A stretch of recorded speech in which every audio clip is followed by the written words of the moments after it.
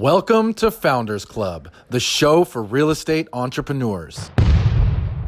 If you've got streams of cash flow coming in all the time, people writing you checks because you were smart, you got financially literate, you made some investments that yield cash flow every single month, then you live not a financially free life, but man, you live a financially free, worry-free life. Welcome to another episode of Founders Club. Today I'm going to be talking to Inc. 5000 entrepreneur Maureen McCann of Spartan Invest, and we're going to be talking about how to invest in cheap properties out of state. You can either do it yourself or you can work with a turnkey provider like Maureen. We're going to be diving into exactly how she identifies markets, how she identifies properties, and how she takes them down and bring her investors mailbox money. Looking forward to getting started. I just want to start by talking about what is turnkey real estate investing? Well, it is my lifeblood, it is my life, it is my passion, it's my energy. Turnkey really is, it's a way to help investors create passive income by building a portfolio of turnkey rental properties. And if you guys are wondering what that term is, turnkey means that the seller of the property is the one who went out, found it, renovated it, placed a tenant in it, got it cash flowing, that's important, and then we manage it for them. So truly turnkey is all in-house. So you guys are literally handling 100% of the profit, or the process? We are, 100% of the process, and basically what I say to investors is that, look, you just want to write it because you're very busy professionals. They just want to write a check, get a check, not even know about what's going on there. We do all the heavy lifting behind the scenes, send them a check each month. So it's mailbox money. It's mailbox money. Oh, I like mailbox money. Me too. How did you get into that? Oh my gosh, you know what? So long story longer, just kidding. So long story short is for the longest time, for 15 years, I worked as a W-2 wage earner in pharmaceuticals and medical device. Wound up getting married, wound up having some kids, right? And then my 1% increases every year weren't quite making the life that I had envisioned for myself and my family. And so what I recognized was that there were these limitations that I kept coming up against in this corporate world, and I had an idea of what I wanted my life to look like, and it wasn't really looking like that. There's a term that I use, it's called a little tight in the armpits, right? As more kids came, you've got more expenses, more childcare, and it's like, so all the things that we used to be able to do before as a married couple with no kids, then you have the kids, and it's like, well, we can't do those vacations. And the word can't is something that I don't allow my kids to use today, but I found myself using that word a lot because it was really tight. And what I recognized was that if I wanted to design the life that I wanted and create a life of wealth for myself and my kids, and then consequently others around me, that I was going to have to change my thinking and change the way that I was doing things.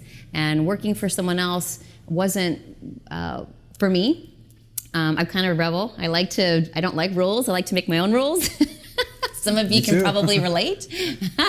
And so it was really this fateful day. I was driving around as a drug rep, and a radio ad came on, and it said, learn how to flip properties, and it was by this guy. I don't even think he does real estate anymore. He wrote some books like The Millionaire Next Door or whatever. And so I get this cattle call. I go up to LA, and I'm thinking the first 100 callers were free. And I'm like, yeah, I got in for free. And then I show up, there's 1,000 of us there that got in for free, right? So the hook worked. I listened to the shtick on how to flip investment properties, and I thought, there's something there. And the other thought that I connected was an article that I had read years before, and it was for those individuals that have substantial amount of wealth, they kind of place in 4 categories: entrepreneur, business owner, entertainer, and real estate investor. And when I looked at those 4, I was like, well, at that point, I didn't think that I could be an entrepreneur or a business owner. I was a closeted entrepreneur dying to come out, but I didn't know how to do it. Singing and dancing, I'm not a J-Lo or a Beyonce or a Britney. I can't do all that stuff on stage, so I knew that was out. Not going there. And so I was like, I can do that real estate investor thing. I can learn that. And so that's where I heard that radio ad one day in the car, went to a seminar, and haven't looked back. And got in the game. So you're selling drugs. Yeah, literally, I was selling drugs. So you're selling drugs, went to a pitch fest, Did. got sold, pretty hard. And that got you in the game of real estate investing. It did, and I want to take you back to that one moment because I think this is probably relevant for a lot of people in our lives, right? When you are always doing the same thing and you get the same result, but there's that quiet discontentment that just creeps in, but you'll keep pushing it off, another year goes by, maybe another decade goes by, and you still keep doing the same thing. And I realized that in this moment, and the pitch was coming, right? All of us have gone to these seminars, webinars, right? It's like the 3 days of all this great, rich content, and then it's like, here comes the pitch. If you act today, instead of $29,000, you can get it for $999, right? And so it worked for me. So this was the very first time I saw the pitch coming, and I started getting my palms were sweaty, my heart's racing. But I knew that if I didn't do something different that day, that I was going to go back to how things always were. So that day I had to write a check for $9,999. And that was the largest check I had ever written. I didn't have it. I had to borrow it from my 401k. And I remember I was like this, writing the check. Oh my God, what am I doing? And the naysayers are like, that's stupid, don't take money out of your 401k, you're gonna lose the compound interest, all of the naysayers. And I just said, I blocked them all out. I was like, I am doing this because if I don't do this, then I don't really mean that I want change in my life. And so I wrote the check, made the change, and I think back, had I not written that check, I would not be sitting here with you today. I'd still be in pharmaceuticals, getting bounced around from drug company to drug company. So that was just your voice that you just wanted more from your life, which led you to that event. And then you womaned up, and stroked a big check. It did. And then what happened? Then you started doing deals? So I did the course, and then it led me, it's funny, I've kind of become a seminar junkie. Me too, I can relate. But it's then it leads you to masterminds and people that are really they're just crushing it in their respective fields. And so that course, that boot camp led to, another mastermind that I went to at Fortune Builders. I met some great people there.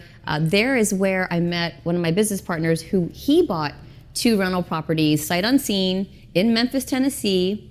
And here I'm like this. I'm like, you still getting those checks? Like 6 months later, still getting those checks? Like I kept checking in with them because I wanted to know if it was working.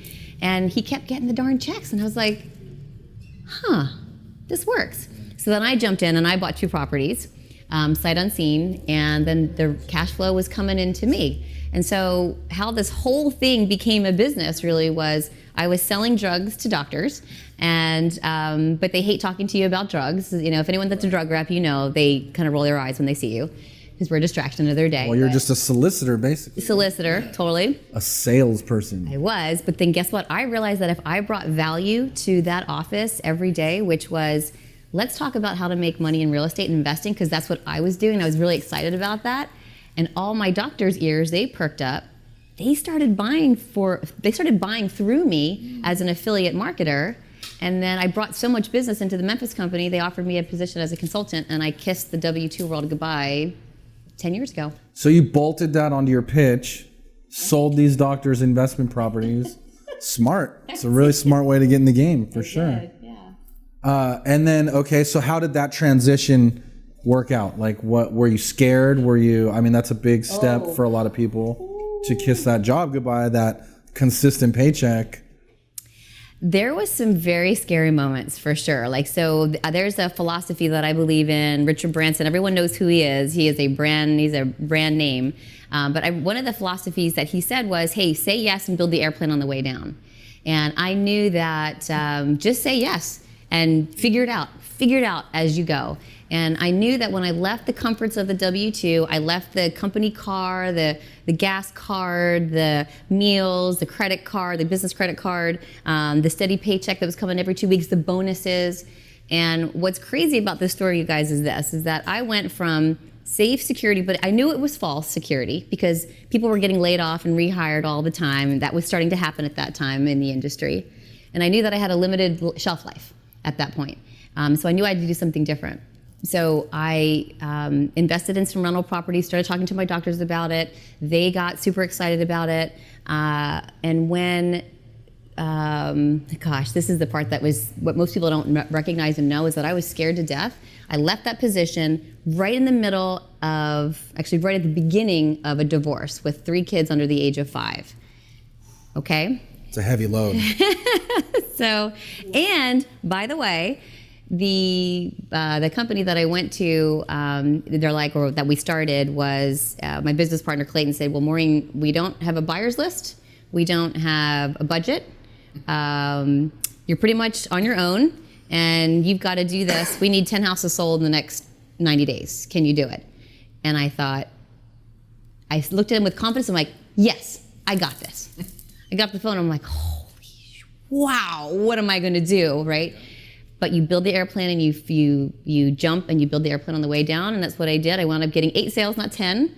And then we just caught momentum, and that was, we went from 0 sales to we're over almost 800 doors now, 5 years later, and still growing. But yeah, so I was almost bankrupt. I'm not gonna lie. There was a time where I had, I remember going to Target to buy groceries, and my first credit card, or my debit card, I swiped. I knew there was money in there, and it was like, decline. I was like, that's odd. Okay, embarrassing. Let me get the other card. Slid that one through, declined, and I knew that I had cash in there, and I was like, something's up. So I left without the groceries, back home with the 3 kids, and I went online. I looked at my checking account, and it was a bank levy, or a IRS levy, and I hadn't paid my taxes. And so I thought I paid my taxes because it was on auto debit, and I switched debit cards because one got stolen, and I just didn't update the information. And 3 months went by, and they don't play around. So just guess what, you guys? If you ask the IRS to send you money through direct deposit, they can also get into your account and take it out. So ask for the check, not the direct deposit. So I did. I had a bank or an IRS levy. They took all the cash, and I had to call my business partner. I'm like, I had $40,000 in credit card debt. I was 3 months behind on my mortgage payments. Because when you're starting a business, it's not cash flowing right away. So I did all that with 3 kids in tow and at the age of 5, and I thought, my plan B was bankruptcy. I'm like, every other book that I read, autobiography about someone that's been very successful, they've declared bankruptcy at some point, right? Because they risked an idea, they tried it, and if it worked, great, and if it didn't work, they learned the lessons and they tried again. And I knew that was the way to be successful, was just to try. And if you didn't make it, you learned the lessons and you moved on to the next thing. And that's pretty much how we built this business. Probably like you building yours. Yeah, I mean, I've been there too. I've totally been there. And I actually want to talk more about that, because I think that like having everything on the line and still going is what separates a lot of people from not making it versus the people that do. So like, what got you through that point? Not disappointing my kids. No, I knew that there was going to be a story to tell them one day, and I wanted to look at them in the eye and let them know that no matter what happens to you in life, no matter how many times you get knocked down. No, I'm from Philadelphia, so I watch Rocky Balboa. I'm a huge fan of The Rock, of Rocky. And I think back to probably watching all those movies from the 1970s to present day even. I watched all those times that Rocky got knocked down, and he just kept getting back up and fighting. He was a fighter. And that's what I learned to be as a kid, even in my own household. It wasn't just the movies, but it was the household too. And I thought, what a great lesson to teach my kids. Like, I just couldn't look at them in the eye and say, I failed you. I was like, I'm gonna do everything that I can to make sure that no matter what happens to you, because you saw what happened to your mom, you get back up, you dust yourself off, and you just rock it on. I love it. Thank you. Yeah.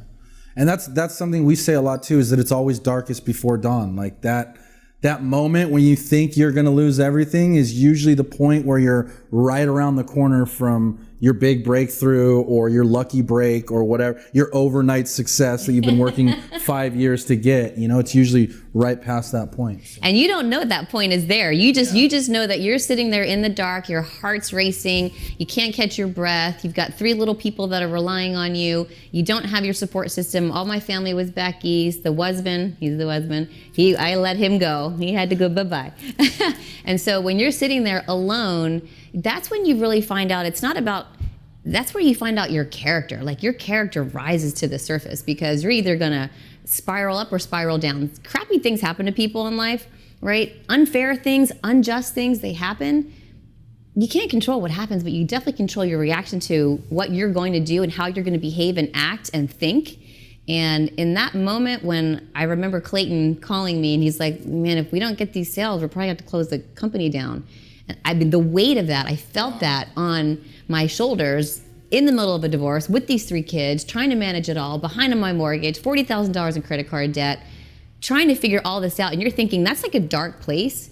But the only option that you have is to keep going. That's literally burning the boats. That was burning, yes, that is burning the boats. Yeah. And when you don't have plan B and you have to make plan A work, you're this beautiful cognitive machine up here starts looking for solutions and ways to find your way out of that situation. So I really love that. I really love also residual income, especially the type of residual income that you can do something once for and then earn income forever. Yeah. So I really want to jump into that. Before I do, I want to talk about the beer that we're drinking because I almost forgot to do that.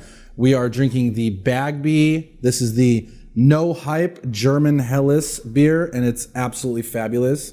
And you're drinking the what? Czech lager? The Czech lager. Czech lager. Cheers. Cheers. Enjoy that. I will too. And if you're liking the show, go ahead and hit the like button and don't be afraid to subscribe. And also leave us some comments. Let us know if you have any extra questions. I'm sure Maureen's happy to respond to anything as well. And we'll look forward to hearing what you guys have to say. So anyway, back to how are you guys identifying the markets that you're going after to get cash flow? So 3 simple things. Break it down to 3 things. You need job creation. You need population growth, and you need diversity of industry and a stable economy. So when you find those 3 things in any market, you're definitely going to have a market that is worthy of pursuing for income-producing properties. Think about this. Think about Detroit. Sorry, Detroit. Love you guys, but this is a good example. You've got one industry. The car GM was basically based in Detroit, and when you have one town that's predominantly owned by or employs the majority, 70-80% of that town through GM, and something happens, there's a ripple effect throughout the community. You don't really protect your capital or have any insulation on your earnings because you're exposed to that one industry. So any market that you go in, it definitely has to be diversity of industry, stable economy. You want good economics there. You want good economics, or there's jobs being created there, high-tech jobs, blue-collar jobs. You need a lot of different things to attract people to this community. And then once you have the community, you've got the population growth, you've got the 3 key factors that help with identifying the right market. Probably the other key thing too is low property taxes, right? So it's pretty simple. The less fees that you have to pay, the more cash flow you get. The more money you make. The more money you make. Simple formula. So what was it? It was population growth, job growth, and diversity of industry. Those are the 3 things. Yeah. And then once you guys have identified a market, how are you identifying the actual properties that you guys go after? So we have very specific criteria. We have, there's specific neighborhoods that we look at. The metrics are the crime rate, the school rankings, the average income level in that particular area. Because, if you've got properties that you want to rent, say between $800 and $1,200 a month, you need people to have a certain level of income to be able to support that rent that you're asking for. Also, you want people that have, steady streaming jobs that are growing in abundance there. So, for example, in the Birmingham market, it's a highly manufacturing market. So, lots of automobile industries there: Honda, Mercedes, Hyundai, Toyota, Mazda. These are billion-dollar plants that are set up that need thousands of workers on the assembly line to put together and assemble these cars. So when you have jobs like that and leases on these are long-term leases, and Toyota and Mazda is not going to pick up their billion-dollar plant and just go move it somewhere else. Not likely. So you look for those really heavy anchors that are in the community, that are big employers. And then you also want to look for, and you can find this on any site, the census data, you want to look at the percent of renters versus owner occupants. And you're looking for more of a 40 to 50% renters, because that's a built-in, sustainable, long-term business model that will work. It's interesting to look at. Yeah. Long-term, yes. So you can find that data. It's out there readily. So you find those populations in those communities that are high renters, and man, low property taxes, growth, population, and jobs. And then when you're going after the properties in those market, is it distress sales that you're going after, or what are you guys looking for? So we have so at this point in the game, when we first started, it was all distress sales at the courthouse steps, vying for that deal. And then as you become a brand name and well known, then you're leveraging other people's time. We've got a great team of wholesalers that are out there searching for properties for us. We also have a full-time acquisitions team of 4 people. They cover 4 different quadrants of the area, and we're just sniffing out the areas that are going to work. Sometimes you just have to take an educated guess too. It's not like it's A plus B equals C. This is the right market right here, right? But it's like, hey, let's try some properties here, and then all of a sudden you see the result, which is one, the properties are appraising and they're renting fast. You got something. Interesting. So you guys are finding those properties with your whole system and process that you guys have built. You're probably also getting a lot of deals now from like realtors, just off-market stuff, because they know all the time. They know you guys are big buyers in the area. Mm-hmm. That's great. We buy cash, we close quickly, we have no contingency. So if someone's trying to move product, they know that they can rely on us to purchase it as long as it meets our criteria. We only like B-class neighborhoods. I'll define that because that could be a slippery slope in this industry. But B is, no signs of blight. So no burnouts, no vacant lots, no boarded up homes, no graffiti, no 10 cars parked on the front lawn, no 10 people on every front stoop smoking cigarettes at 10 a.m. because they don't have nowhere to go. These are working class, blue collar, 9 to 5, work overtime, incomes, between $35,000, $50,000 a year, just taking care of their families, wash, rinse, and repeat, watch the ball game on Friday, hang out with their buddies and barbecue in their big backyards. They like big backyards in Birmingham, and get up Monday morning and back to work. So it's a business model that works because we provide really nice housing for families that want to raise their kids in really good areas, in decent schools, and be safe. Safe and clean and all that. And that's actually a good tip you just gave there, because I have a friend of mine that buys apartment buildings, and he's like, every time before I buy it, I'll drive around a couple times at like 10 in the morning and noon and 2 p.m., the times that people should be at work, right? If they have a job. And if there's tons of people around and there's tons of cars in the parking lot, he's like, those are the buildings that I avoid, because, it's all about collecting the rent. So if That's you right. Gotta have a JOB. Got to have a JOB. And I've always tried to make safe, boring, profitable neighborhoods. Like, you can't make that sexy, but it really is. As an investor, that's so sexy. Beautiful. It is. So then once you guys buy it, how much work are you doing on these? Are they pretty decent condition, or are you buying like dilapidated ones that you're turning, or what? Gosh, so we have bought burnouts. And we bought houses that, a homeowner unfortunately lost their home and was in great condition, and everything in between. We really do like the houses that are distressed but not completely a train wreck. Yeah. On average, we're putting just over about 30 grand into the deal. So our philosophy has always been, look, if we're going to build this business long term and help investors create income producing properties, create passive income, help them reach the dreams that they want for their families, for generational wealth, longitudinal wealth, then we've got to do things right up front and help them defer maintenance for as long as possible. So what that means for us from a renovation standpoint is, man, find that gem of a property in that B-class neighborhood, throw a new metal roof on it, throw a new HVAC system in it, throw a new water heater, upgrade electrical and plumbing. In Birmingham, we have to do it to 2017 standards. So, you may have a 1965 year built house, but it's got 2019 everything written all over it with warranties from the manufacturer. All hardscape, all refinished hardwoods, granite. So we really put nicer finishes on this property because we want to attract a family that's going to stay there long term, stay and pay. Yeah, I like stay and pay. That's good. I like that a lot. All right, so you mentioned numbers. And I'm curious because I want to see. I like the numbers. You said you put about 30K into these properties. What would you say that you're buying them at?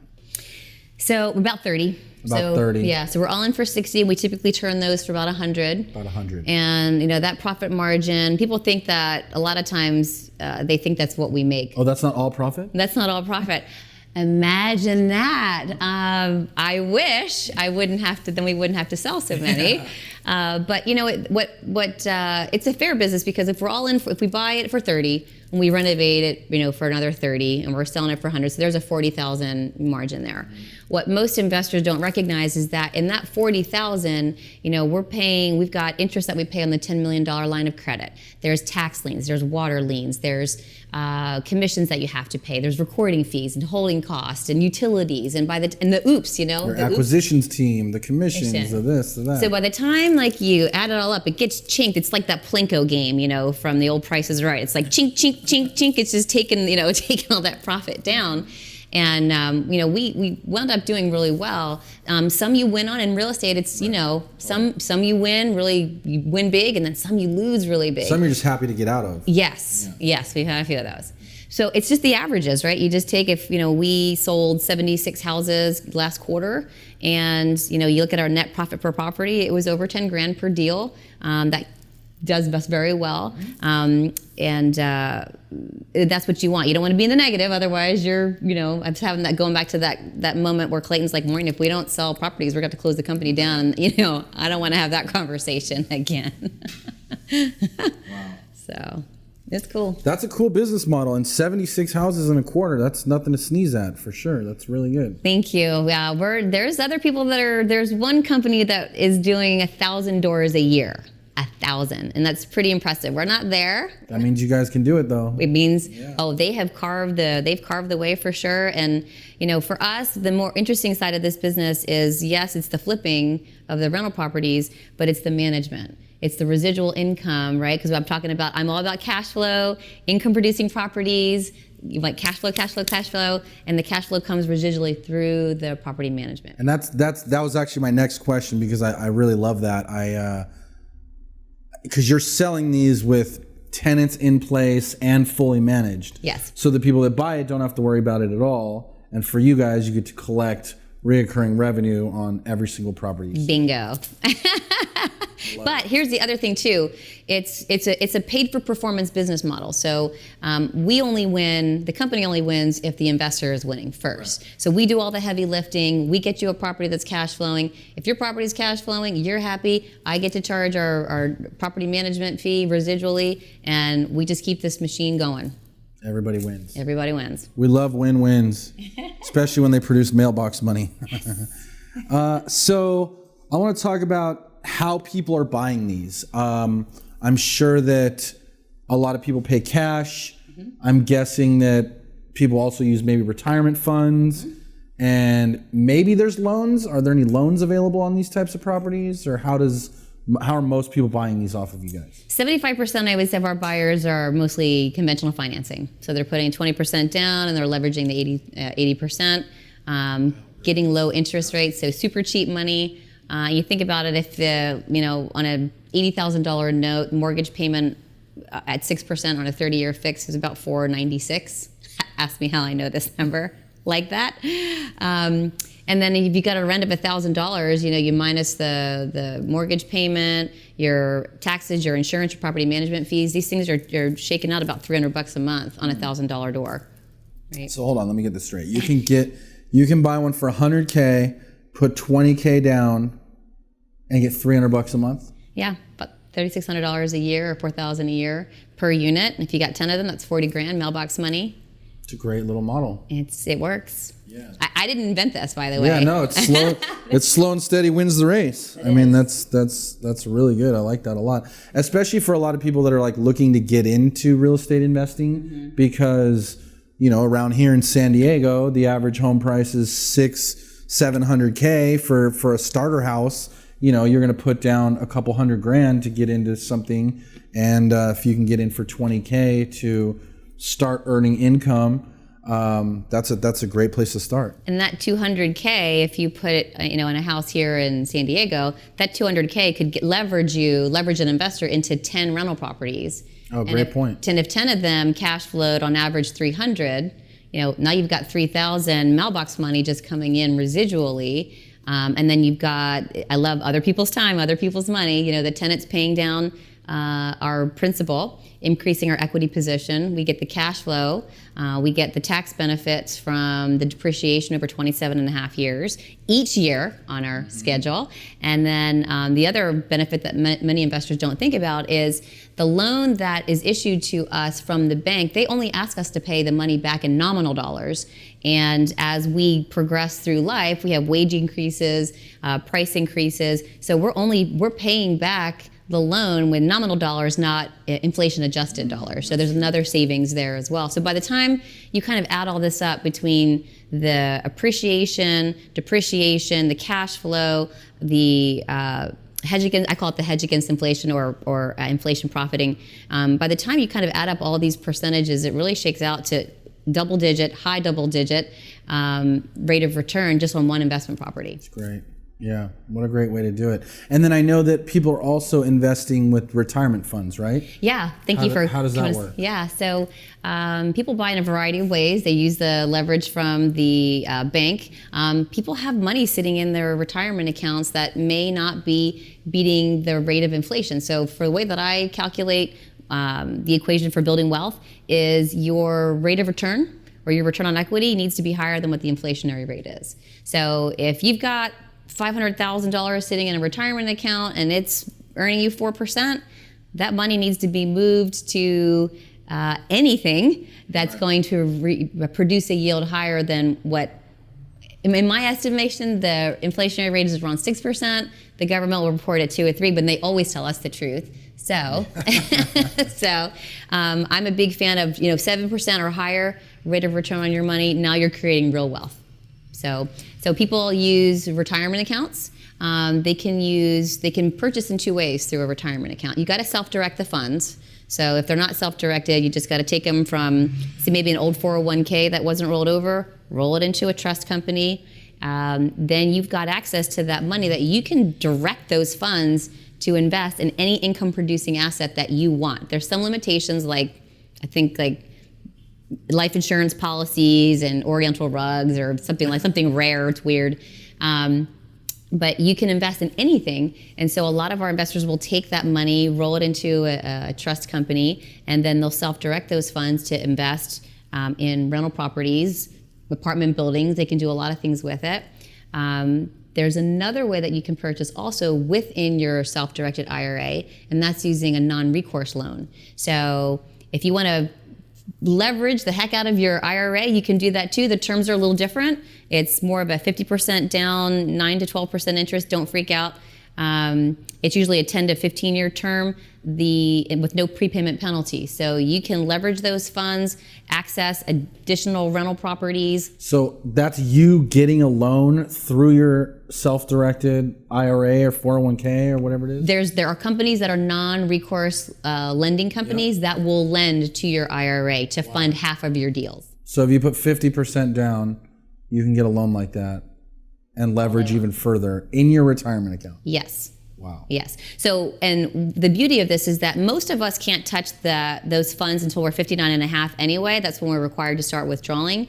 And if you've got 100,000, $500,000 sitting in there and it's not earning more than inflation, then leverage the heck out of those funds, diversify into income producing assets. I don't care which. I specialize in single family. You can choose to do whatever you want. But use that leverage to get into, if you're putting 50% down on a $100,000 asset and you've got 5 of them, now look at your portfolio and it's on auto, everything's on automatic, right? Because you've got the asset sitting in your self-directed IRA, you've got the cash flow coming in, you've got the payments being made, and then you've got the equity that's being increased, the principal that's coming down, the cash flow that's coming in, and guess what? You're doing nothing. Your retirement account is overflowing with cash and building up equity when these assets, and that by the time you're ready to withdraw those funds, you've got a pretty sizable nest egg in there that you just had on auto cash flow. Right. And so those are all the money, I'm guessing, goes into the IRA. So you can't touch the money, but you can stack it up real nice. Correct. So the rule is the IRA is the only one that can direct the funds. So when you have expenses or cash flow, it all goes back into that account. Now you own it, but the self-directed IRA, the custodian, they manage it. You just tell them, hey, I want you to do this. They do it. If there's a bill, you ask the company to pay the bill for you. The funds come out of the IRA, and if they've got some cash flow, the cash flow goes right back into the IRA. You don't touch it at all. Very cool. So I think I really like this topic, actually, because I think that retirement funds are a great source of funds for people to put in play on real estate, especially people that are like tired of the stock market or just tired of not making any money with their retirement accounts. How does that process work? Is it just rolling over to a self-directed account and then telling the custodian, I want to invest with Maureen, or I want to buy a property in Tennessee or whatever? Yeah, it's really simple. So if you're still employed, you can't roll over your active 401k. That stays with your company. Okay. If you've got an old 401k from another company, which many of us probably do, you just never rolled it over, or if you've got an IRA account that's set up and you want to get those funds being more active, then you can it's just a quick little transfer, some paperwork, right? There's always some paperwork, transfer the funds over to a self-directed custodian. Once the funds are there, then, if you wanted to buy rental properties in Tennessee or Birmingham, or you wanted to buy a multi-unit, you can also pool the funds, right? So let's say you can't pool with direct family members, but let's say you've got $100,000 in a self-directed IRA, I have $100,000 in mine, and we find an asset of $150,000 that we want to purchase, we can purchase it outright cash 50-50 from our funds. Oh, wow. Combined. And then, so the way that it works is that all the cash flow that comes in from that asset, 50-50 to you, 50 to me, any expenses, 50 from you, 50 from me. So you can use these vehicles as great wealth generating tools by being able to combine funds to invest in bigger assets, multi-units, things like that. Really learning that game, I think, is going to be really important, especially, as the baby boomers get older and more people are going to be looking to put that kind of money in play. Do you have any resources that you would recommend for people that were interested in doing that? Absolutely. So Bay Point Capital is a good group that we work with. Gold Coast Capital is another one. They are organizations that specialize in non-recourse lending. It's not a real popular niche. There's only a few people that do it. So I know where they are because I've been doing this for 10 years.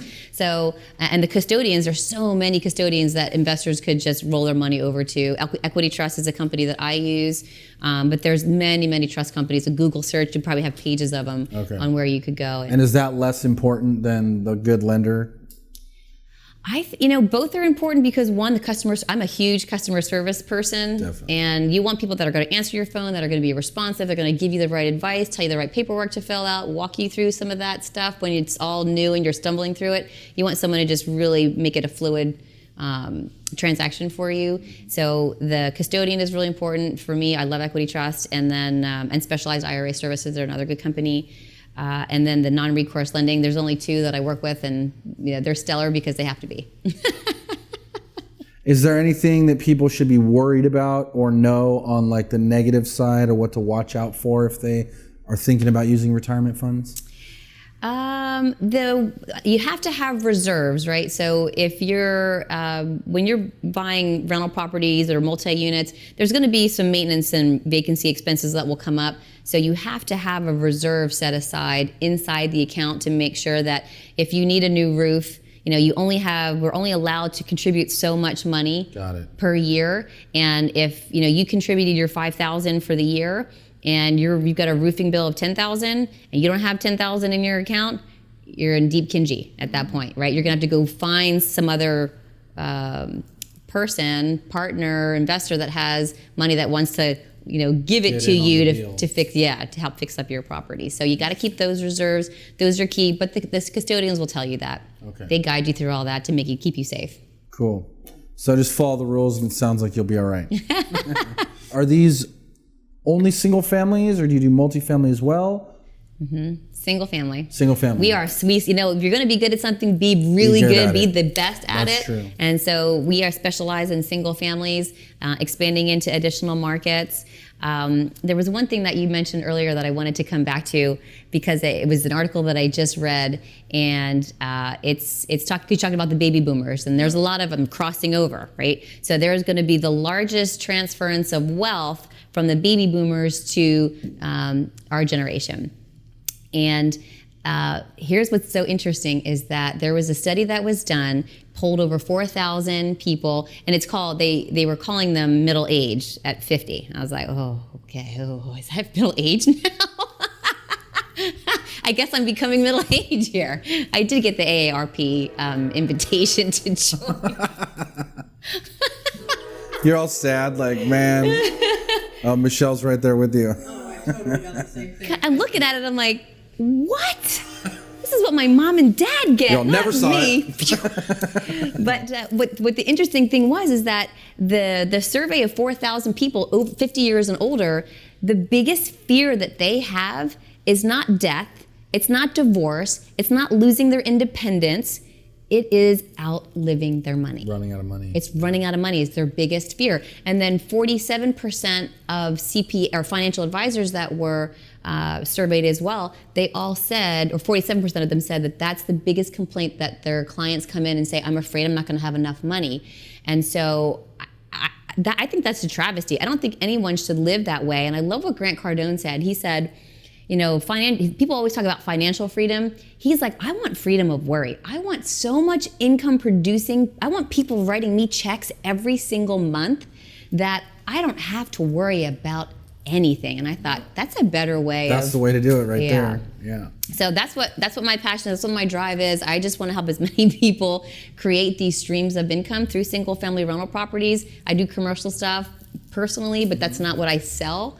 It's the single family, but it's selling the rental properties, but it's really more giving people the passive income that they need and want so that they can live and design the life that they want for them and their families. And that's what I'm all about.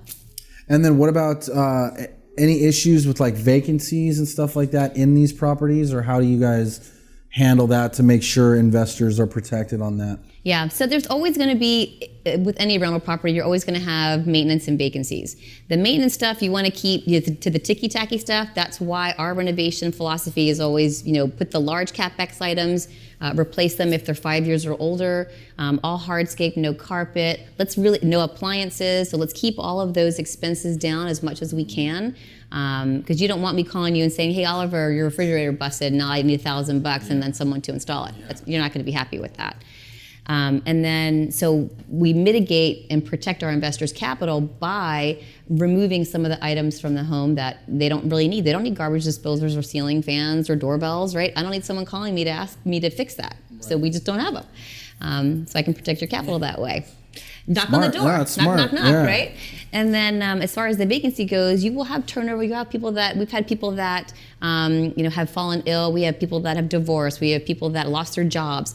It's just life stuff that happens. And so the system that you have to have in place is be able to, get those renters out of the property and then quickly turn it from getting it reconditioned, getting it back on the market, highly actively marketing it, mostly on social media. That's where a lot of people go to look for rentals, and then just getting it performing again. So, and a lot of it comes from screening. You gotta screen. Now, people can look really good on paper, as you know, right?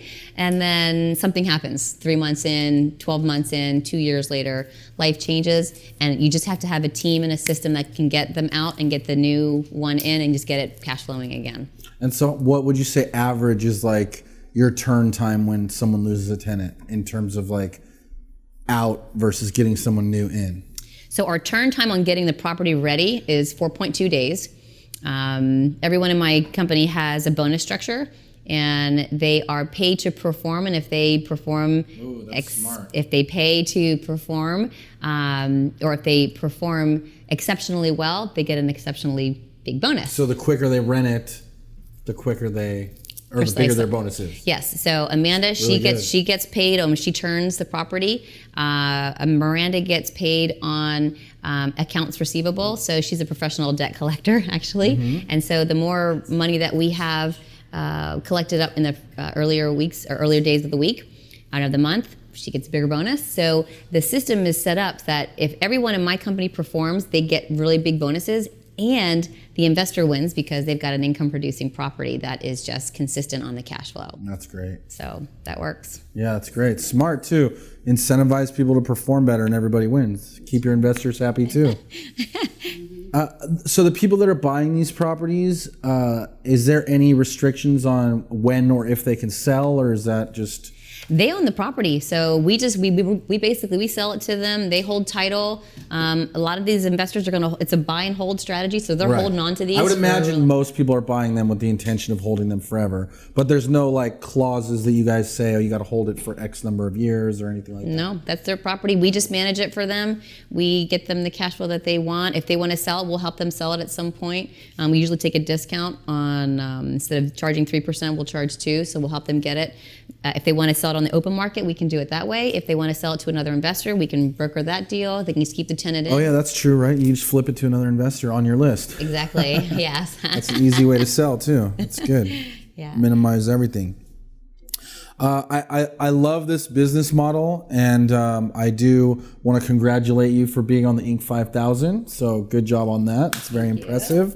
Not as impressive as yours. You were 21, 33, and 26, 31, and 33 was your ranking. Good, yeah. And we weren't in the top 100, but we were in the 200 to 1,000 range 4 years in a row. That's pretty impressive. I mean, as far as I'm concerned, if you're on the list, you're doing a lot of things right. So congratulations. And to you too. And I love your guys' business model, and I think you've given a lot of great nuggets for someone that would want to do it themselves. What would you say, or is there any opportunity for people listening to make money with you if they like refer you clients or anything like that? Is there a... Oh gosh, yeah. Okay. Yeah. So tell me more about that. Yes, I'm sure he'd like to hear more about that. So, the way that I built this business, or I should say we built this business from day one, is through the network of people. And so you get your first client and you ask them, hey, if we really did a good job, tell your friends and we'll pay you a referral fee. We pay $1,000 a door. Right, so if you've got, and one of my, Zach and Vanessa are really good investors of ours and good friends. They've got 20 single families, they've got multi-units, they've got strip malls, they've really gone big with this. And he's a firefighter, and he pretty much just referred his whole fire department. I think we've had 20 plus investors from them, and we've paid them $1,000 a door on all of those. It's 20 G's. And so, well, they bought multiple. Those 20 people bought multiple. Oh, wow. So, so you get one for every one. Yes. Oh, so if you refer someone to you guys, you're cookie to them for as many as they buy? That's it. Wow. That's a great referral program. And so that's how they wound up. So Zach and Vanessa, they used the income, the money that we were paying them for the referral fees for down payments, and they just kept buying more rental properties, and they built a portfolio which is sizable. So yes, we pay for referrals. Most good companies should, because there's a value that you bring to us when you say, hey, we love you so much that we're willing to introduce our good friends, family network that we trust and love to you, take good care of them, and so that's what we do. That's great. I like how you guys are all about the win-wins all over the place. That's the only way I know how to do business. And the ones that aren't the win-wins, they don't stay around with us too long. Yeah, we're the same way. I mean, I think that's like critically important, is to be able to have scenarios where not only everyone wins, but no one loses. Like sometimes there's win-wins where, someone's maybe winning because they're making money, but they're giving up a lot of other things. I really like the way you guys have it structured from like top to bottom, to where you're taking care of your investors, you guys are making money, your staff's making money, people that refer you deals are making money. Like that's a... Yeah, and we take care of the tenants too, and then something that we were talking about even before this was the book that I mentioned, and that new strategy of asking people what their dreams are, and asking our employees what their dreams are, and helping them figure out how to make those things happen. Yep. So if you take care of people, really, if you really care about them genuinely, and you want to see them succeed, and maybe someone just wants to buy a house for the first time, or they want to get their daughter through college, or whatever it is, if you can help them find a way to figure that out, because the thing in the other article that I read was you have so many people that are really smart, that are making good money, but they're financially illiterate. They don't know how to invest. They don't know how to get their money to make money for them. I didn't know. I only learned 10 years ago, right? But then once you learn it, it's like everyone needs to hear about this because it is such the game changer.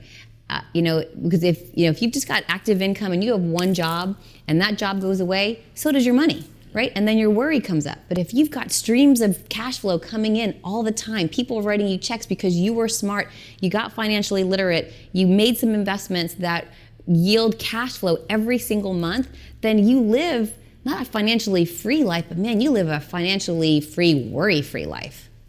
I love the worry-free life. I love making enough cash flow to where you don't have to worry. Yeah. That's a great way to live. That's a good goal. I think I'm going to write that on my board in the office. That's something to aim towards. Same. So there's also something that you were telling me about before we got started, a very cool new endeavor that you've been working on. Why don't you tell me a little bit about that? Yeah, so we are taking this turnkey business international. So we recognize that there are investors that are living abroad, they're US citizens, they're foreign service officers that are serving our country very well, but they're in different countries throughout the world. And a lot of them, they want to invest in real estate, but they don't know how to do it. So I teamed up with with my new business partner, Mary. She is married to a foreign services officer. She gets deployed every 2 years to a new country. She's going to the Middle East in a couple of months, and I'm going to be visiting her there for World Cup. Yes, I'm going to World Cup. Wow. Yes. Oh yeah, because you like soccer. I'm there. Maybe I'll catch a ride with you. You may need to come actually and join the party. Yeah. So what we're doing is it's called IMBO International, and essentially we're really just specializing for those foreign service officers who want to invest in real estate in a turnkey way, don't have the time or the inclination to do it. So we've actually created a platform where we find it, we renovate it, we place a tenant in it, we sell it to them, we manage it for them in multiple markets throughout the United States. So they're excited about it. We've already launched our masterclass. We're getting a lot of good traction.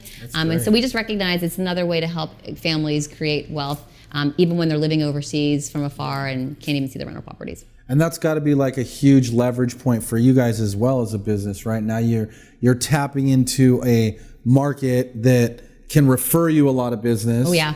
And has the ability and the need to invest in something, but they're out of the country, so they can't really be boots on the ground. And you guys provide a perfect solution for them. So again, back to the win-win. Win-win. Yeah, they only have 3 weeks of R&R, and most times they're trying to just come over and scramble to buy real estate in 3 weeks, and it's been stressful and overwhelming for them. So we just put a process and a system together where we can help them create a portfolio of single families from afar. They don't need to be in the United States to be able to help them create this. So we're really excited about that. They're really excited about that. We've already gotten a few invitations to go to the embassies to teach this masterclass on how to invest from overseas at these with these foreign service officers. It's really smart. Yeah, there's huge need for that too, and a huge opportunity for you guys. Yeah. So if you know of anybody that needs a property from overseas, you want to learn how to buy it, call us. We'll take care of you. Maureen. She's your gal. She's got your back. One thing that you told me about that like literally blew my mind was that you're selling real estate on Shopify. And true. I want to learn more about that because I think that's something that anyone that's in the business of putting together and packaging deals the way you guys are could really leverage Shopify, and it's something that probably most people have never even thought of. So tell me about how you guys are doing that, because it's really unbelievable. This is so cool. So I have to give props to my teammates who came up with this. Kristen, I've got a Kristen Courier. You're a rock star girl. Good job, Kristen. Yes, her skill is problem solving. She's not techie, but she loves to figure out and tinker and solve a problem. And we just wanted to eliminate this whole email back and forth, because we have properties and pro formas, so we'll send them out, through email, and then it's just communication back and forth. And we're like, there's got to be like a showcase. There's got to be a way that we can just put all of the properties on one site, and someone can just peruse and shop.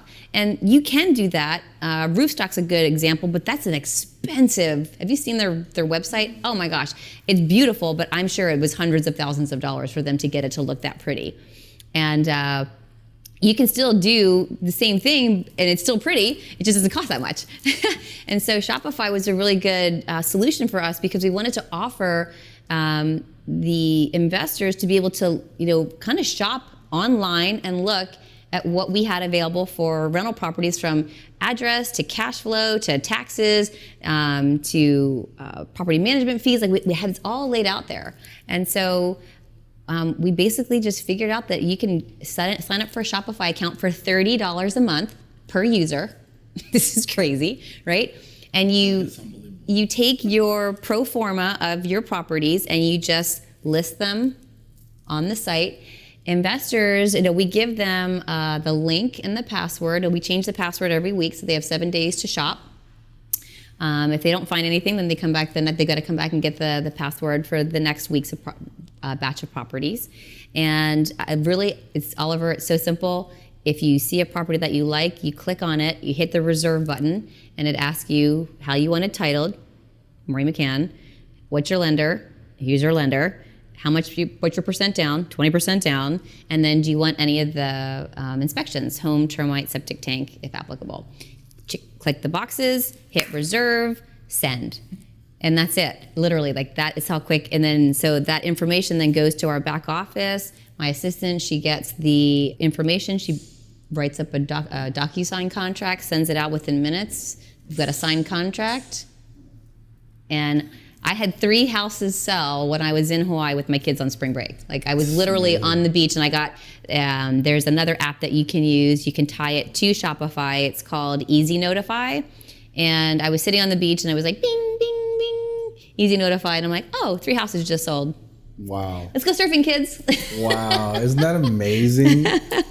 That's really amazing. Like you're selling real estate deals on Shopify. On Shopify for $30 a month. Good for you. Thank you. That's a very innovative solution. And you were telling me that you integrated it with Slack, so it like notifies your whole team right away. It does, yeah. Thank you for that part. So yeah, we have that internal communication Slack, and as soon as an investor reserves a property online, Easy Notify goes right to Slack and basically tells the entire company that we just sold a property. It's great. Yeah. And that's the best notification ever. You're like, yes. Another life changed, another house sold. Let's go. Let's keep going. So if you want to sell real estate on the beach in Hawaii, set yourself up a Shopify store and go to work. It's true. Well, I really appreciate you being on the show. It's been a ton of good value. I really think that you shared a lot of amazing resources. So if someone wanted to do this themselves, or if they wanted to work with you, I think there's a lot of opportunity out there in these lower priced homes for people to take advantage of and make money and get in the game at a low price, so that real estate isn't so unattainable for some people. And if you're in the business, it's also a great way to make a little side income. If you want to work with Maureen and Spartan Invest, how can they get a hold of you guys? The website, SpartanInvest.com. You can find me there. All the emails come to me, so yours truly will respond. So just opt in, and you'll be talking with Maureen directly. And just want to say again, if you like the show, give us a like, hit the subscribe button, and we'll look forward to seeing you on the next time. Love the show. Thanks a lot, Maureen. Thank you. Really appreciate you. Cheers. Appreciate you too. Until next time.